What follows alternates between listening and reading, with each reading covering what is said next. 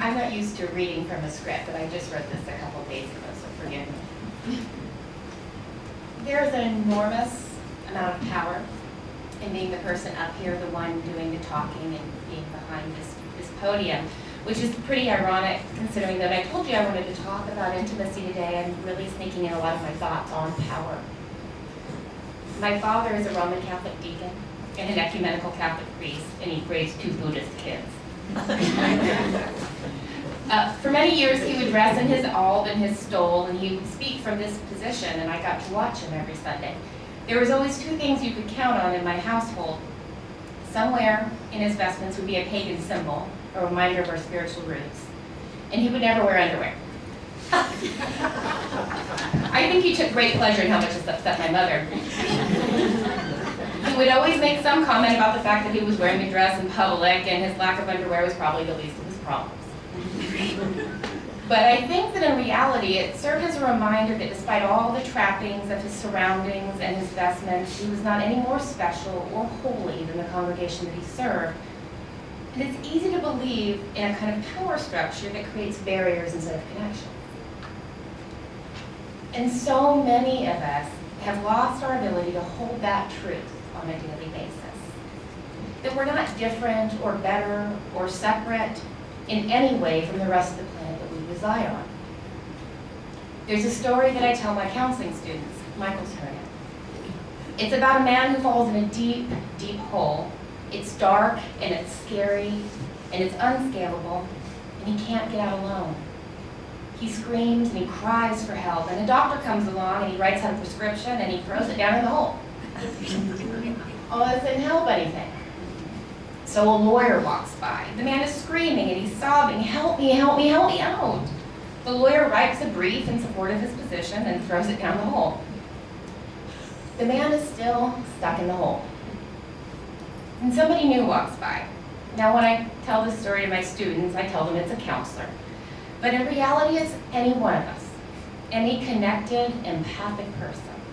You or I, regardless of what we do for a living, when we walk by that hole, we hear a man screaming and pleading, and he's scared, and he's stuck, and we jump down in the hole.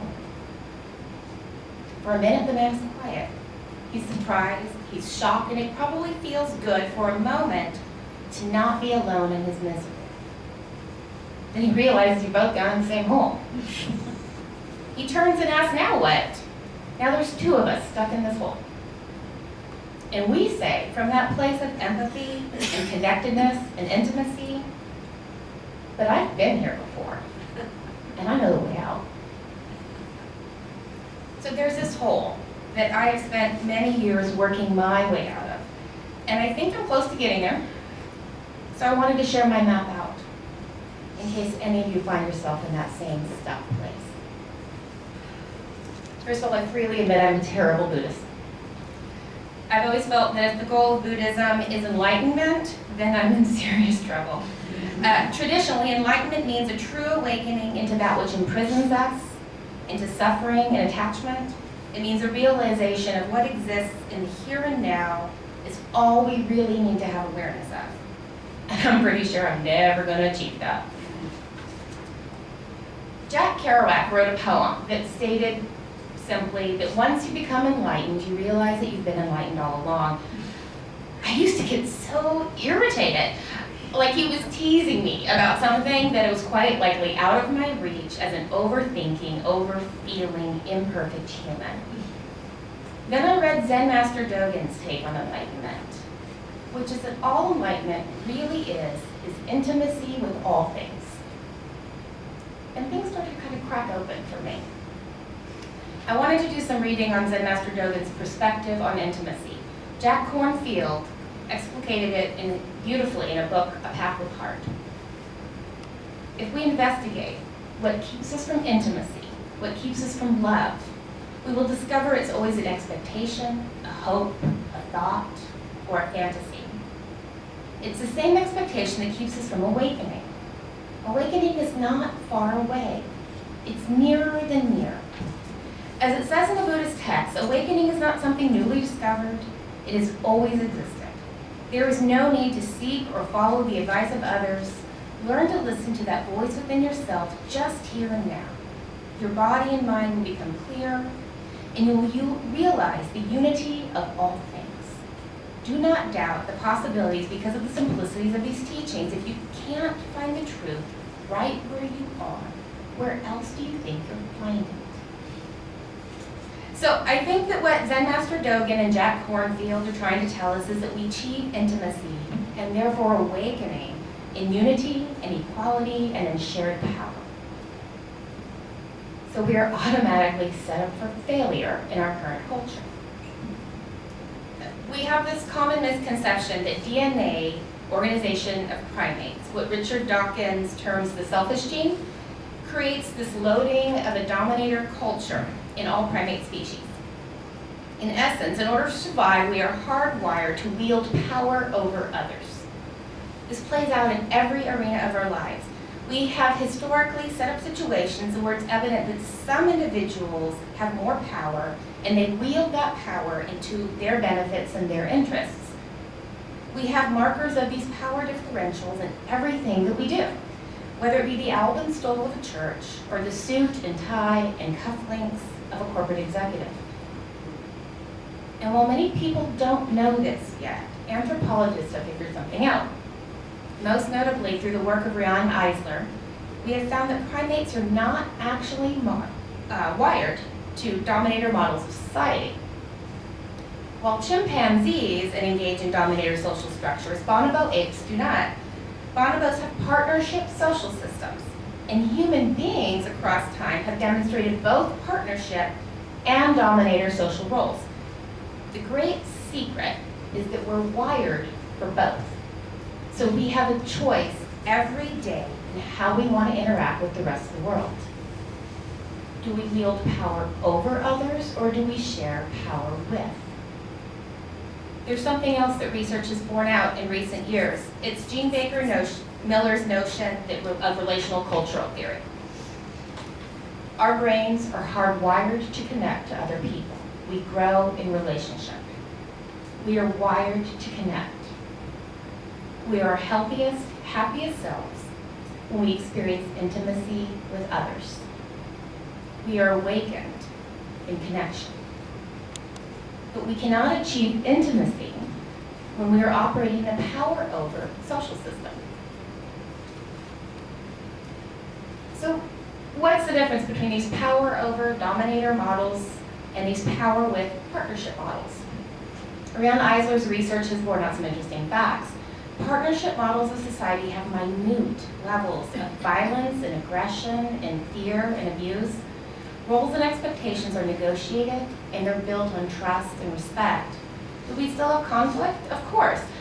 But individuals have shared power in arriving in solutions. Are we still competitive? Of course. Richard Dawkins is right about some stuff. But competition is achievement-based rather than fear and attack-based. So I think, and a lot of people way smarter than me think, that our lack of connectedness, our lack of intimacy, our lack of enlightenment comes from our inability to share power. But the good news is, no matter what anyone else tells you, humanity is not a lost cause. Cultural evolution is what drives biological evolution because it changes how we interact with each other and with the world. Instead of ranking human beings as being over or under other human beings, we begin linking them. We share power and we cultivate intimacy. The question then is how? When I work with couples, I have them reconnect through touch. When I work with families, I reintroduce fun and play. When I work in corporate systems, I encourage managers to find what their staff members are passionate about and give them opportunities to develop those passions, even if they're not doing their day-to-day jobs so well. These are all moments that restructure relationships. By sharing power, we build connections, and we create a movement of cultural evolution. The big problem with most great ideas is we talk about them, but our follow-through is minimal and sporadic. We yearn for these big systemic changes that we don't have the individual power to accomplish, rather than focusing on the things that we can actually change. My friend Adrienne Warren introduced me to the concept of micro-advocacy recently. He's nicer than me. I call it publicly shaming people into action. This is what I'm going to ask you to do. We just had an offertory, and I'm going to ask you to do another one. My son, who's hiding back there, has a basket. It has papers and pens, and it has a jar. I'm going to pass around these slips of paper and the jar to put them in, and I'm going to ask you to commit to something different that you are willing to do that will dismantle power structures in your life and instead build intimacy. Research shows that when we write something down, we're 42% more likely to do it, and I'm an academic at heart. I like the research. So I'm going to challenge you to choose one thing and write it down and add it to the jar. And I'm going to leave the jar here with you. This is a sacred space, and this is a sacred offering. And this is going to be your tangible reminder of cultural evolution. I'm not going to tell you what avenue of change to choose and in which of your relationships to take action. I'm guessing that an image has flashed in your mind as I make this suggestion. It may be in your romantic partnership, it may be within your family or your circle of friends, it may be within your greater community. But in case you're still pondering, let me share my children's commitment to cultural evolution with you. It's a simple one. Cereal bars. We keep them in the glove box of our car, and we hand them out to anyone who seems hungry. We roll down the windows of our car, we step out of our own story, whatever we're fighting about as we're driving home, and we make a connection to people that are standing at stoplights, asking for money, washing windows, selling newspapers. We chat, we smile, we make eye contact, and we ask them if they're hungry. In the area of town that we live in, many people have come to know us. My name is Granola Bar Lady. Giving out cereal bars is my son's very favorite thing in the world to do. When I asked him why, he's a 14-year-old boy, his answer to everything is, oh no. But when I asked him why he loves this so much, he said, I like feeding people and I like making people happy. He got it. He got intimacy with all things. So my work as a therapist often has to do with sexuality and how people express that aspect of themselves. But there are many opportunities for intimacy and connection in our daily lives.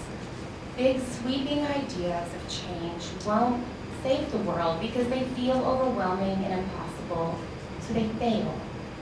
But small daily acts have so much more impact than we realize. Sam, could you start passing around the basket? So I'm challenging you today to start changing the world through a small daily act. Adrienne calls it micro-advocacy. I call it publicly shaming you into action. And I want you to build more intimacy in your relationships. I think the Buddhist teachings are correct. If we can't find it within ourselves, where do we think we're going to find it? And I'm going to come back. I don't know if June told you, but she asked me to come back in November already, so you can plan your calendars to be out of town. But I want to check in. I want to know how your micro-advocacy stories have turned out. Because I think that Jack Kerouac is going to prove us right, and we're going to realize that we've been enlightened all